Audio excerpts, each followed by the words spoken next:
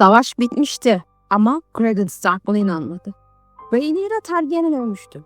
İkinci Aegon kendi sarayında zehirlenmişti. Demir tahtta ise henüz çocuk yaştaki 3. Aegon oturmuştu. Kral topraklarının lordlar için yapılması gereken tek şey belliydi. Geçmişi kapatmak, yaraları sarmak ve krallığı sessizliğe döndürmek. Fakat kuzeyden gelen Cregan Stark bu sessizliği barış olarak görmedi. Ona göre ortada kapanmamış bir savaş değil, üstü örtülmeye çalışan bir cinayet vardı. Ve bu cinayetin cevabı verilmeden kurulacak her düzen bir sonraki ihanete davetiye çıkaracaktı. Çünkü soru çok basitti. İkinci Aegon'u kim öldürdü? Cregan Stark, Rhaenyra'nın davası uğruna güreğe edilmişti. İkinci Aegon onun kralı değildi. Onun tarafında savaşmamıştı. Aegon'u sevmiyordu. Onun hakkını savunmak için de gelmemişti. Buna rağmen bir kralın kendi adamları tarafından zehirlenmesini görmezden gelmeye niyeti yoktu. Çünkü Cregan için mesele Aegon'un iyi ya da kötü bir hükümlü olması değildi. Mesele kral öldürmenin bir yönetim yöntemine dönüşüp dönüşmeyeceğiydi. Bir savaş gerçekten ne zaman biter? Son ejderha gökyüzünden düştüğünde mi? Son ordu silahlarını bıraktığında mı? Yoksa savaşın ardından hayatta kalanlar ölülerin hesabını görmeye başladığında mı? Ejderhaların dansı boyunca Westeros'u ateş, kan, ihanet ve akraba savaşı yönetmişti. Fakat savaşın son perdesinde sahneye bir ejderha değil bir kurt çıktı. Tarihçiler Cregan Stark'ın başkentte belirleyici olduğu bu kısa dönemi daha sonra tek bir adla alacaktı. Kurt Saati. Bu ad yalnızca Stark hanesinin kurduğundan gelmiyordu. Ejderhaların yıllarca kana ve ateşe boğdu başkentte savaşın son hesabını bu kez kuzeyin soğuk ve tavizsiz adalet anlayışı görüyordu. Ejderhalar susmuştu. Şimdi kurt konuşacaktı. Ama Cregan'ın kral topraklarında ne yaptığını anlamak için önce şunu anlamak gerekiyor. Kuzeyde adalet, güneydeki gibi pazarlık konusu değildir. Cregan Stark'a anlamının önündeki en büyük engel onu güneyin siyaset anlayışıyla yargılamaktır. Kral topraklarında iktidar çoğu zaman esneklik ister. Lordlar dün savaştıkları kişilerle bugün aynı masaya oturabilir. Suçlar daha büyük bir krizi önlemek için unutulabilir. Bir ihanet krallığı bir arada tutacaksa affedilebilir. Çünkü güneyde siyaset çoğu zaman hayatta kalmanın, uzlaşmanın ve güç dengesi kurmanın sanatıdır. Kuzeyde ise adalet, siyasetin araçlarından biri değildir. Düzenin temelidir. Stark gereğinde hüküm vermek uzaktan verilen soyut bir karar değildir. Cezayı veren kişi kararın ağırlığını taşımak zorundadır. Eddard Stark'ın gece nöbetinden kaçan Geralt'ı kendi elleri idam etmesi bu anlayışın en açık örneklerinden biridir. Daha sonra Robb Stark da Rickard Karl Stark'ı bağışlamanın siyasi olarak daha yararlı olacağını bildiği halde hükmünü uygulayacaktır. Bu kararlar her zaman akıllıca değildir, hatta bazen felaket getirir. Fakat Stark'ların ahlaki dünyasında bir ilke yalnızca bedelsiz olduğu sürece korunuyorsa gerçek bir ilke değildir. Cregan'ın kral topraklarında yaptığı da buydu. Güneyli lordlar ona krallığın daha fazla kana ihtiyacı olmadığını söylüyordu. Onlara göre 2. Aegon'un ölümü savaşın bitmesini sağlayan acı ama kullanışlı bir sondu. Katilleri aramak, yeni yaralar açmaktan başka bir işe yaramayabilirdi. Krallık zaten yorgundu. Halk zaten tükenmişti. Haneler parçalanmış. Ejderhalar ölmüş, çocuklar tahta oturmuştu. Artık yapılması gereken tek şey unutmak gibi görünüyordu. Cregan ise tam tersini düşünüyordu. Eğer bir kralı öldürenler sonuç faydalı olduğu için affedilirse, bundan sonra her suikastçı kendi cinayetini krallığın iyiliğiyle savunabilirdi. Böylece adalet suçun ne olduğuna göre değil, suçun kimin işine yaradığına göre uygulanmaya başlardı. İşte Cregan'ın kabul etmediği şey buydu. O 2. Aegon'un intikamını almak için gelmemişti.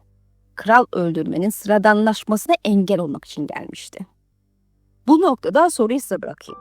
Cregan Stark haklı mıydı? Barış için bu cinayetin üstü kapatılabilir miydi yoksa kralı öldürenler mutlaka yargılanmalı mıydı? Yorumlarda kendi cevabınızı yazın. Bu tarz kitap merkezi Asoyaf ve Fire and Blood analizlerinin devamını istiyorsanız videoyu beğenmeyi, kanala abone olmayı ve yorumlarla tartışmaya katılmayı unutmayın. Kanala katıl üzerinden destek olan herkese de ayrıca teşekkür ederim. Ekranda isimlerini gördüğünüz üyeler bu uzun analizlerin devam etmesine doğrudan katkı sağlıyor. Çünkü şimdi Cregan'ın güneye indiren asıl şeye geçiyoruz. Onu harekete geçiren şey yalnızca adalet değildi. Daha eski ve daha tehlikeli bir şey vardı. Verilmiş bir söz. Cregan Stark'ın ejderhaların dansını büyük savaşlarında görünmemesi ilk bakışta onun savaşa kayıt kaldığını düşündürebilir. Oysa Kuzey'in savaşa katılması güneyde bir sancak kaldırmak kadar kolay değildi. Kuzey genişti. Nüfusu seyrek, yolları uzun, kışları acımasızdı. Bir orduyu toplamak, donatmak ve binlerce kilometre güneye indirmek aylar sürebilirdi. Üstelik Kuzey kendi topraklarını tamamen savunmasız bırakamazdı. Cregan'ın gecikmesi korkaklıktan ya da ilgisizlikten değil, Kuzey'in gerçeklerinden kaynaklanıyordu. Cregan'ın Rhaenyra'nın oğlu Jace Valerian ile yaptığı anlaşma bu nedenle yalnızca siyasi bir ittifak değildi. Bu bir sözdü. Buz ve Ateş'in paktı, Stark'ların Rhaenyra'nın davasını desteklemesini, buna karşılık Targaryen hanedanı ile Stark'lar arasında gelecekte kurulacak bir evlilik bağını öngörüyordu. Jace kısa süre sonra ölecek, Rhaenyra yenilecek ve paktın vaat ettiği gelecek hiçbir zaman gerçekleşmeyecekti. Güneyli bir lord için bu gelişmeler verilen sözün artık geçersiz olduğu anlamına gelebilirdi. Çünkü söz verilen kişi ölmüştü. Savaşın şartları değişmişti. Taht eli değiştirmişti. Paktın siyasi karşılığı ortadan kalkmıştı. Ama Cregan için mesele böyle değildi. Stark anlayışına yemin sonucu garanti eden bir sözleşme değildir. Koşullar değiştiğinde terk edilebilecek bir pazarlık da değildir. Yemin insanın kim olduğunu gösterir. Bu nedenle Rhaenyra öldüğünde Cregan geri dönmedi. Onun uğruna savaştığı hükümler artık hayatta değildi. İkinci Aegon'da öldüğünde ordusunu durdurmadı. Başkente ulaştığında savaş alanında kazanılacak bir zafer kalmamıştı. Yine de geldi. Kuzey ordusundaki birçok adamın güneye geri dönme beklentisi olmadan indiği anlatılır. Kimileri yaşlıydı. Yaklaşan kışta ailelerinin yükü olmaktansa son savaşlarını güneye taşımışlardı. Bu nedenle Cregan'ın ordusu yalnızca askeri bir güç değildi. Verilen bir sözün bedeliydi. Fakat Cregan kral topraklarına vardığında karşısında düşman safları değil, bir çocuk kral ve korkmuş bir saray buldu. Kılıçların yapacağı iş bitmişti. Şimdi sıra hüküm vermekteydi. Cregan başkente bir fatih olarak girmedi. Bir yargıç olarak girdi. Ama bu yargıç yalnızca birkaç kişi cezalandırıpla yetinmeyecekti. Çünkü kral topraklarında herkes barış istiyordu. Cregan ise önce gerçeği istiyordu. Cregan Stark kral topraklarına ulaştığı savaş fiilen sona ermişti. Rhaenyra ölmüştü. İkinci Aegon da artık hayatta değildi. Demir tahtta henüz çocuk yaştaki 3. Aegon oturuyordu. Güneyli lordlar için bu nihayet nefes alma zamanıydı. Yıllar süren savaş bitmiş, geriye yalnızca yaraları sarmak kalmıştı. Başkent bir zafer şehri gibi değil, büyük bir felaketten sağ çıkmış bir beden gibi duruyordu. Herkes aynı şeyi istiyordu. Daha fazla soru sorulmasın, daha fazla kan akmasın, geçmiş kapanmış sayılsın. Fakat Cregan aynı manzaraya bambaşka bir gözle baktı. Bir kral ölmüştü. Üstelik savaş meydanında değil, kendi sarayında zehirlenmişti. Başkentteki birçok kişi bunun nasıl gerçekleştiğini öğrenmekten çok konunun kapanmasını istiyordu. Çünkü cevaplar yeni düşmanlar yaratabilirdi. Bazı isimleri suçlamak, bazı haneleri yeniden ayağa kaldırabilir, barış diye beklenen şeyi daha başlamadan parçalayabilirdi. Cregan'a göre ise cevaplardan kaçmak bir sonraki cinayete izin vermekti. Bu yüzden 3. Aegon adına kral ele görevini üstlendi. Fakat bu makamı uzun süreli bir iktidar kurmak için değil, hesap sormak için kullandı. İlk işi yeni yasada hazırlamak olmadı. Belgeleri düzenlemek de olmadı. Mahkemeyi kurdu. Tanıklar dinlendi. Kralın son günlerinde çevresinde bulunanların ifadeleri alındı. Zehrin kimlerin bilgisi dahiline kullanıldığı, komplonun kimlerce desteklendiği ve kimlerin sessiz kaldığı araştırıldı. Cregan'ın gözüne sessizlik bir masumiyet anlamına gelmiyordu. Çünkü bazen bir cinayeti işleyen el kadar o elin çalışmasına izin veren korku da suçun parçasıdır. Soruşturmanın merkezindeki isimlerden biri Larys Strong'tu. Larys, savaş boyunca sarayın gölgelerinde yaşamış. Bilgiyi, korkuyu ve belirsizliği silah olarak kullanmıştı.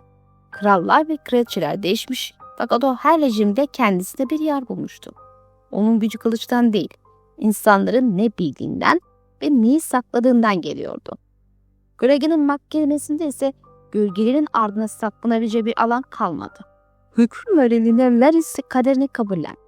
Bu ejderhaların dansının yalnızca askeri değil siyasi anlamda da sona erişiydi. Yıllardır kapalı kapılar ardında yürütülen oyunlar sonunda herkesin önünde verilen bir kararla karşılık buluyordu. Ancak tüm sanıklar aynı ceza çarptırılmadı. Bazıları idam edildi. Bazıları ise gece nöbetine katılmaya seçerek canlarını kurtardı. Bu kolay bir bağışlanma değildi.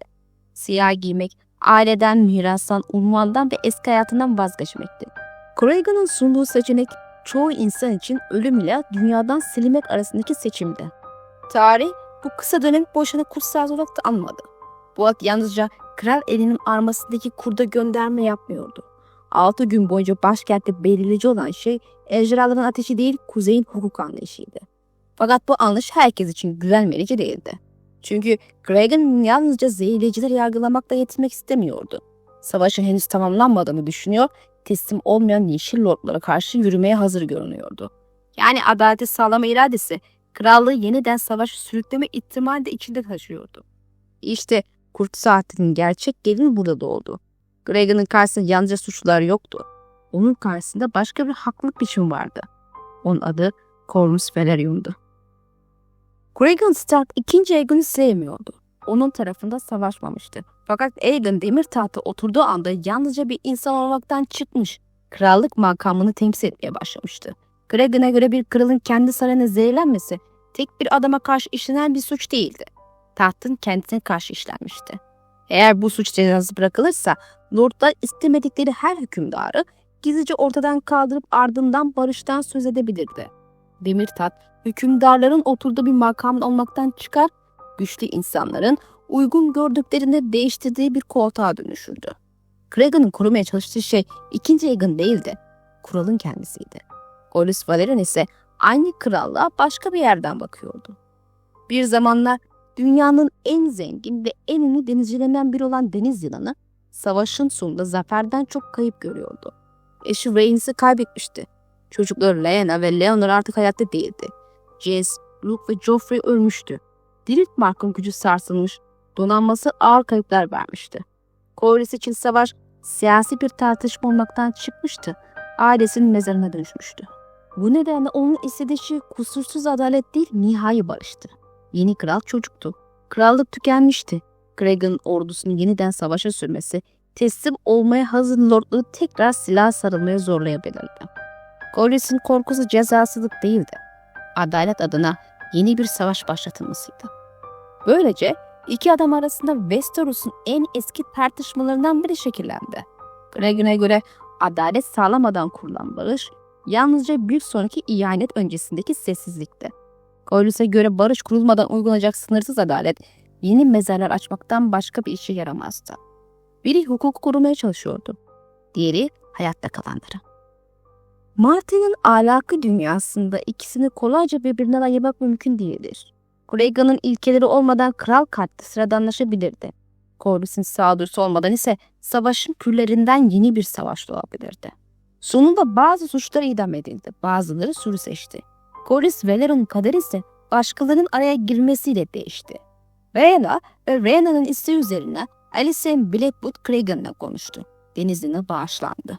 Cregan ile Blackell arasındaki yakınlık da bugünlerde başladı ve daha sonra evlilikle sonuçlandı. Bu ayrıntı Kurt Saati'nin karanlık sonuna küçük fakat anlamlı bir karşılık verir. Savaşın sonunda yalnızca mezarlar açılmadı, yeni bağlar da kuruldu. Fakat Cregan'ın karakterini asla açıklayan şey evlilik değil, elindeki gücü ne yaptığıdır. Mahkemeler tamamlandığında kral elin makamında kalmaya çalışmadı. Naipliği ele geçirmedi. Küçük Künse'yi kendi adamlarıyla doldurmadı. Başkentin zayıflığından yararlanarak kuzey için ayrıcalıklar talep etmedi.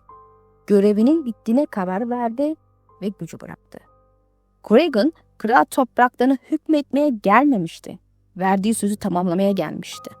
Onun adaleti fazlasıyla katı ve tehlikeli bulunabilir, fakat iktidara tutunmaması bu katılığın arkasında kişisel hırsı değil, gerçek bir inanç bulunduğunu gösterir. Yine de geriye aynı soru kalır. Bir ilkinin samimi olması onun soruşturduğunda doğru yapar mı? Bu soru sadece Cregan Stark için önemli değildir. 170 yıl sonra başka Stark'ların kaderi de aynı sorunun etrafında şekillenecektir. Kurt saati yalnızca 6 gün sürdü. Ejderhaların dansı ise yıllarca devam etmişti. Bir tarafta yanan şehirler, parçalanan haneler ve ölen ejderhalar vardı. Diğer tarafta ise kral eli makamında geçirilen birkaç gün. Fakat bazen bir insanın mirasını belirleyen şey iktidarda ne kadar kaldığı değildir. Geldiğinde ne yaptığı ve işi bittiğinde gitmeyi bilip bilmediğidir.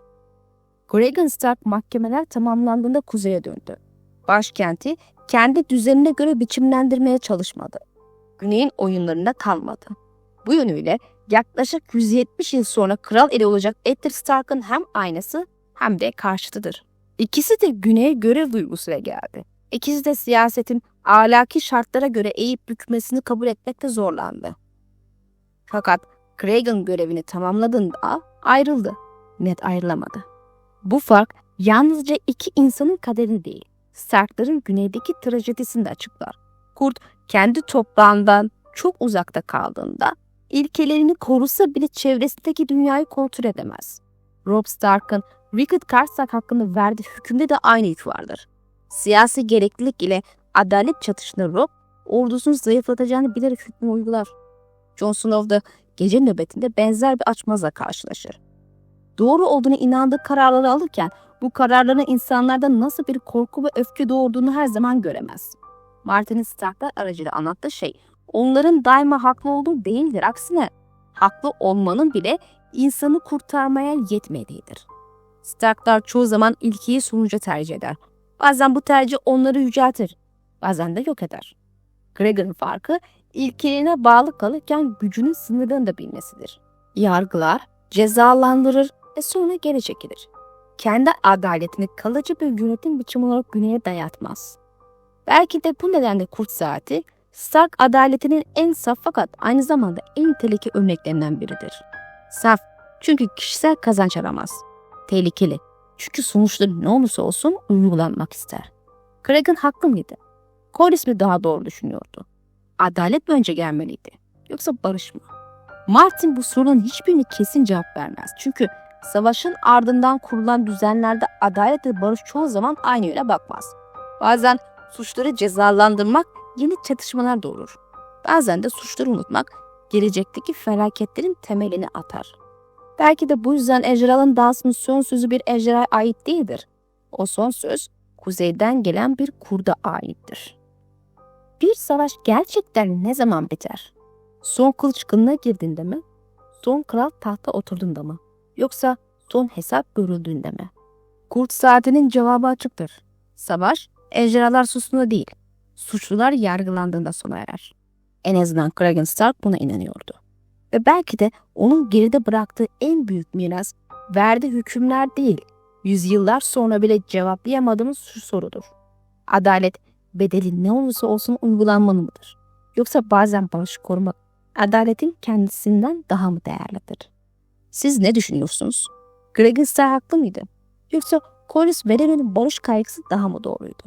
Kral katilleri cezalandırılmadan gerçekten bir düzen kurulabilir miydi? Yoksa Cregan'ın tavrı savaşın küllerinden yeni bir savaş çıkarma riskini taşıyordu? Yorumlarda konuşalım. Videoyu beğenmeyi, kanala abone olmayı ve bildirimleri açmayı unutmayın. Kanala katıl üzerinden destek olan herkese tekrar teşekkür ederim. Bir sonraki videoda görüşmek dileğiyle. Allah'a emanet olun.